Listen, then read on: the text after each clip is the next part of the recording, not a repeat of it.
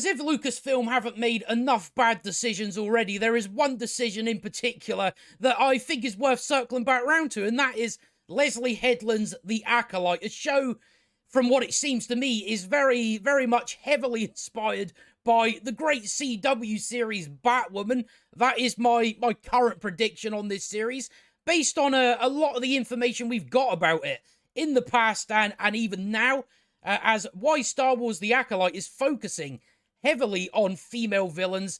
I mean, most of us, you can't really be that oblivious to it anymore. We know why. It's not even worth getting into.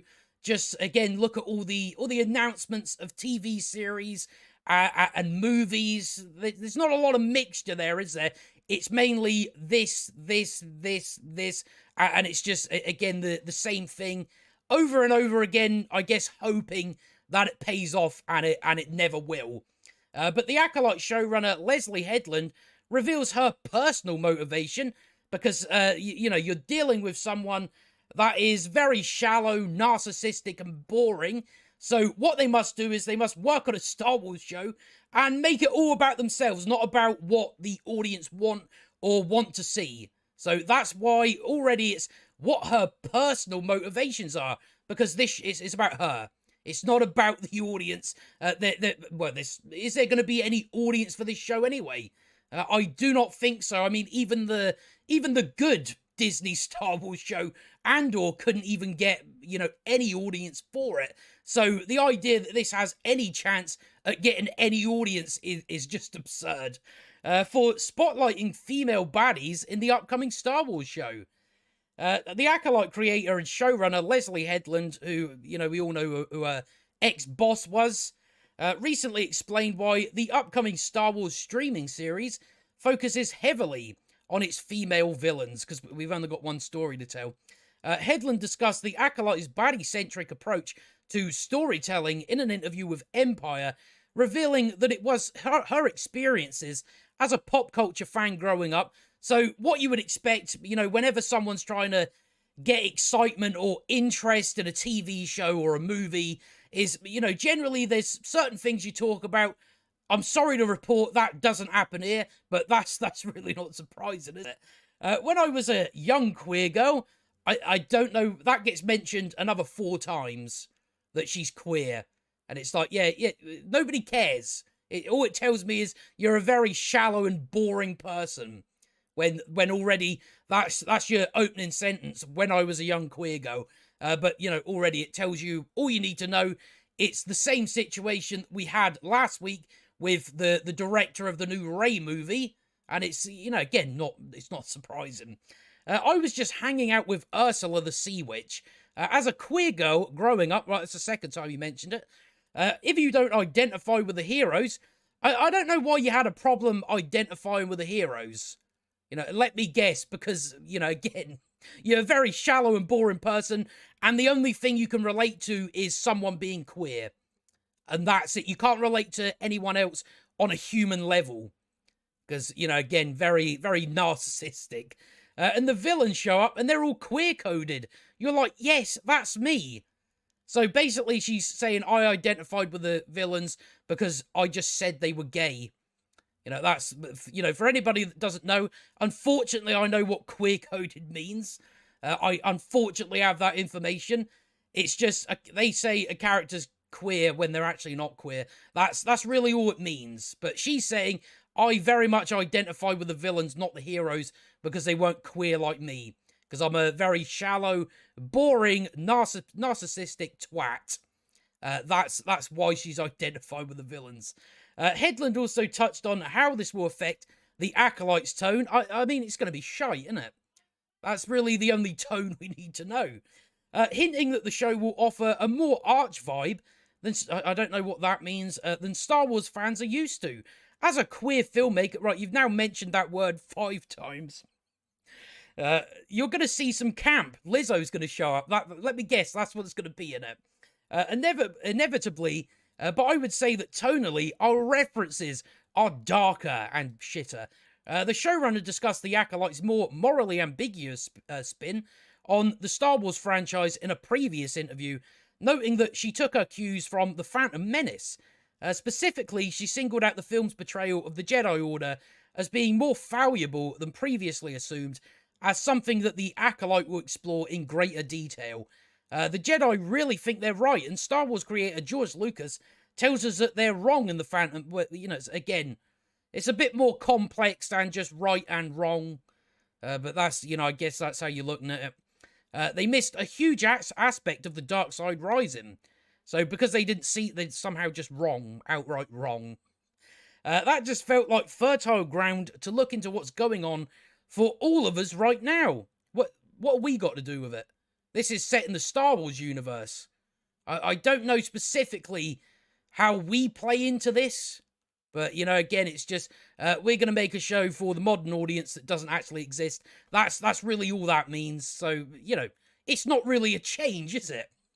The Acolyte boss, Headland, recently cited a more recent franchise installment, and this is when it gets from really bad to a whole lot worse, that Star Wars The Last Jedi has an influence on the Acolyte story. Right, so, you know, Lesley, I guess you ain't been paying attention much. Nobody likes The Last Jedi. Everybody hates it because it's a bad film. So maybe don't take influences from The Last Jedi. But, you know, again, it's just got a whole lot worse just by even mentioning that film. The showrunner praised The Last Jedi writer-director Rian Johnson. Why, he's shit. He's not good at it. You know, even his films that aren't Star Wars are terrible films, for offering a critical view of the Jedi, and suggested that this was responsible for the movie's polarizing reputation. What was responsible was the fact that you destroyed Rian Johnson destroyed a legacy character. He had this character all, you know, hate in the world when it didn't make sense for what his character was. Didn't make any sense. And he didn't think that, oh, well, if I need to get Luke Skywalker to this point, I'm going to have to show the audience. No, he didn't do any of that. He just said, Luke doesn't give a fuck anymore. He hates the world. He was going to kill his nephew. That doesn't make any sense. So that's why it's very polarizing. It's a terrible film, and they destroyed a character that everybody loved and introduced a character that everybody hated, and then 5 years later, they decided to bring her back again. I think that especially in that moment, people were very nervous about saying this particular institution may not be the light and perfect. So I don't think anyone was saying... I don't know why the word perfect is getting thrown in there. I don't think anyone thought the Jedi were perfect, because nobody's perfect. So, you know, and they were never shown in a perfect light. Stunning group of heroes are totally nobly intentioned. Headland also reiterated that the revisionist stance on the Jedi Order she and Johnson share is in keeping with the Star Wars prequels. I'm sure it is. I mean, they always put based on Star Wars by George Lucas at the end of it, so it must be keeping in with Star Wars. Casual Star Wars fans needn't worry about brushing up on too much Star Wars lore. Why would you have to? Because it's got nothing to do with it.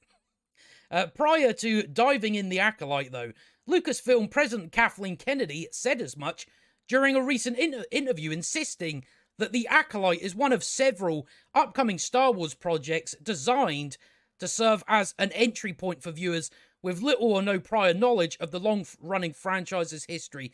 So the great idea from Kathleen Kennedy, an incompetent fucking idiot, is what we're going to do. We're going to try and get people to watch it that have no interest in Star Wars in the first place. We're not going to say... give the already existing fans that, you know, pretty much gone now, what they want. You know, we're not gonna try and get them. No, we're gonna get people that don't have interest in Star Wars in the first place. That's the route you went down, and it says several upcoming Star Wars projects. That is because, as I say, Kathleen Kennedy is a fucking moron, an absolute moron. It's still insane to me that she has a position, but she does.